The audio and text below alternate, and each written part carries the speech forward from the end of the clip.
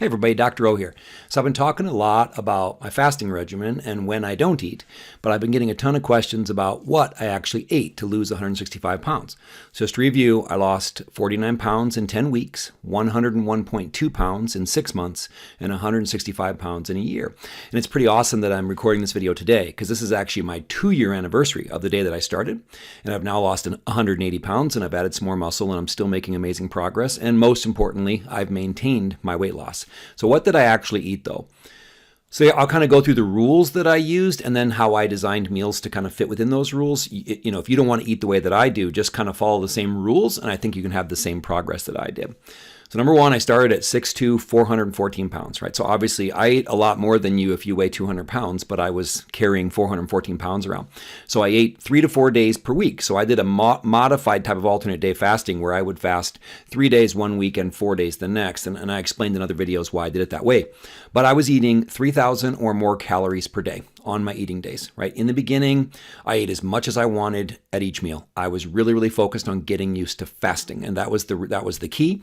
So I would generally eat 900 to 1,000 calories per meal, and then if I needed it because I was extra hungry, I would add a fourth meal. So I would eat 3 to 4 meals that look like the ones that I'm going to explain to you here. So I was not on a diet on my eating days. I don't recommend that with alternate day fasting. I recommend eating at maintenance or even slightly above, even once you get used to alternate day fasting. Let the fasting days be when you diet. Let your feasting days be when you refeed and really recover from the last fast and prepare for the next one. Also, as you can see here, I walked every day, 60, 70 minutes or more, and I did lift weights on my eating days. So between my size and the huge increase in physical activity from doing nothing when I weighed 414 pounds, I could eat a lot of calories and still lose a ton of weight. Like I said, I averaged 5 pounds of weight loss for the first 10 weeks. Okay, but of course the amount of food that I ate certainly did decrease as I got used to fasting, and it's gone down now. All right, so what are my eating rules? And you do not have to follow this first rule, but I'll explain why it's important to me. But you do not have to be low carb. I think low carb pairs really well with fasting, and for the reasons I'll give you in a second. But you don't have to follow this rule, but the other 2 rules I think are really important. Number 1, low carb. I ate between 40 and 60 grams of carbs per day. And as you can see here, I eat at least half of them in the meal before I exercise. I had played with lower carb, and that's perfectly fine, you know, getting as close to 0 carbs as possible. And there may have been a time when that was really important to me, but I've learned that I can eat this many carbs per day and still keep my blood glucose and my ketone levels right where I want them. So why do I think low carb is a good idea? Again, it's not for everyone. I enjoy it personally. I can stick with it better than being on a low-fat diet. You have to find a diet that you can enjoy to some extent, not just endure. So low carb works better for me, even just from a food choice standpoint. But I also do think that low carb helps many people control their hunger, which makes fasting easier. If you think about it, a low carb diet keeps your blood glucose levels stable and your insulin levels low, which is very similar to what we're trying to do with fasting. So I'm not on a blood sugar roller coaster. Right? I don't go low glucose, low insulin on fasting days, and then my blood sugar shoots up as I eat a bunch of carbs. So I feel like I'm always in this fat burning mode. So I'm always burning fat, whether it's the food from my meals on my feasting days or lunch from 5 years ago that's stored on my body on my fasting days. So that's why I like low carb, but completely understand if it's not for you. Rule number 2, though, I think is important. No matter how you eat, protein is the key. So I aimed for at least 40 grams of protein at every meal. But remember, I was very large, and I'm still big. Right? I'm still 6'2", 220 pounds. So I aimed for 40 grams of protein at every meal. My goal, 220 grams of protein per day. It was higher at the beginning. It was more like 250 or 260, and I erred on the side of going over when I first started. But now I have it dialed in where I really do shoot for that 220 grams of protein per day. If I don't get that in my meals, I will add a low-carb whey protein shake to make sure I hit that target. So why is it so important to me that you prioritize protein? Protein keeps you full. It has what's called the highest satiety value of any of the macronutrients between protein, carbs, and fat. Protein also burns more calories because it has a higher thermic effect of food, which means that you use a larger percentage of the calories to actually digest them. So it keeps you full, burns extra calories, and the key for me is it helps to preserve lean mass while you're on a diet. Your goal should be to lose fat as fast as you can without sacrificing any lean mass, without any muscle at all. So your protein goal should be be somewhere around that 1 pound of protein or 1 gram of protein per pound of body weight.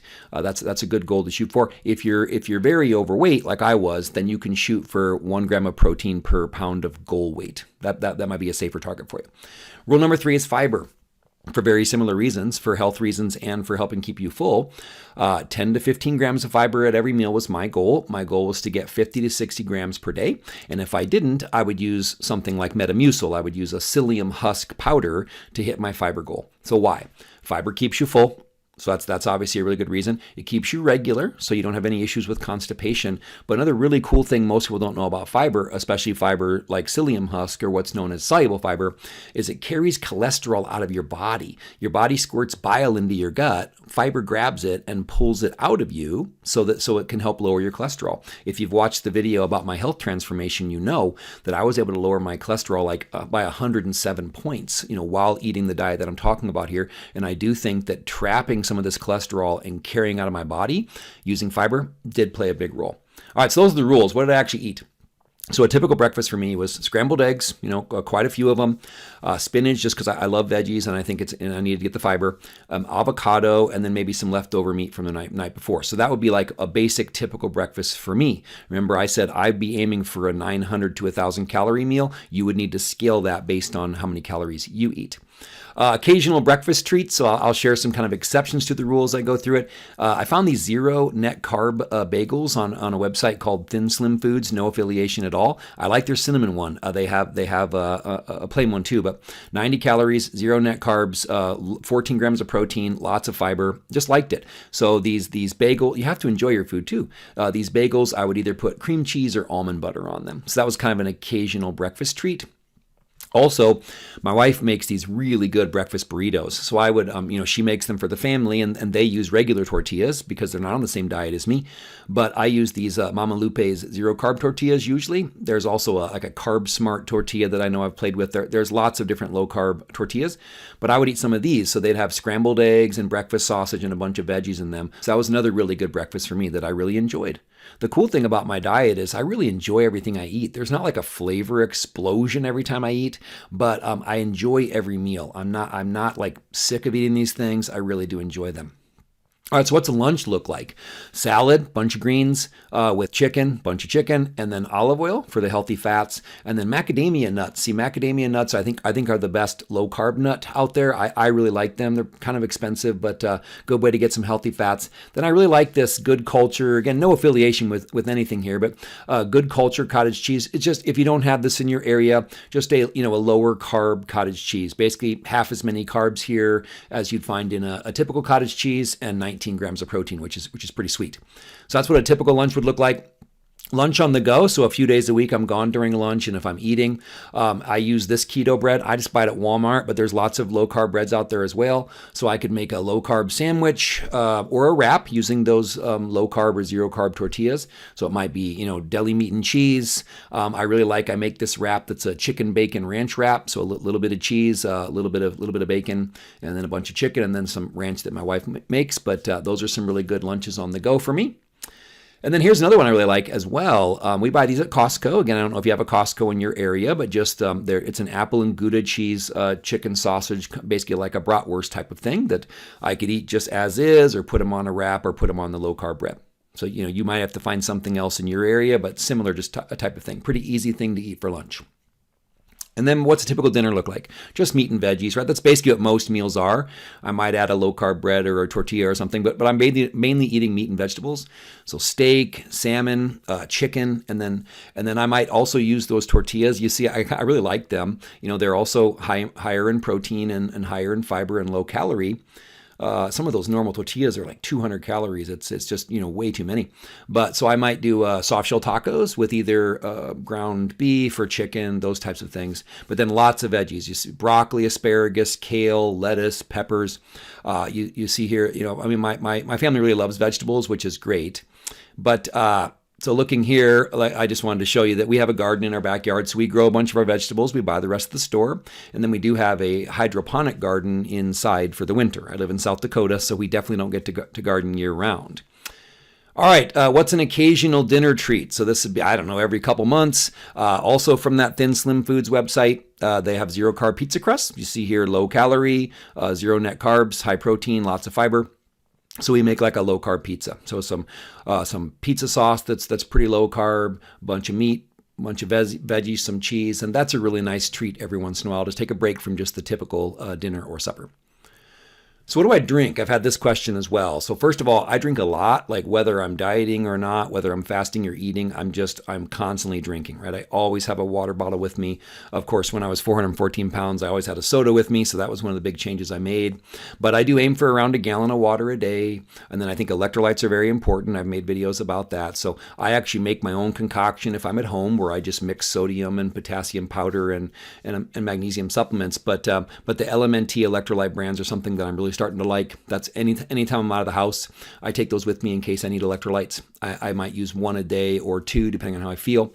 I do have coffee, and then I have tea in the evening, no decaffeinated or no caffeine tea, because I think that impacts my sleep a lot. So coffee and tea, those are both good. Even with clean fasting, they actually both can accelerate autophagy, which is one of the health benefits of fasting. So I don't think many people would have a problem with that. But in case of emergency, so I think I'm going to lose some of you here, because I think if weight loss is your primary goal, I do not think that clean fasting is always required. So things like chicken broth, sugar-free gum, diet soda, these are things that I think that many people can get away with, and it's totally cool if you don't want to.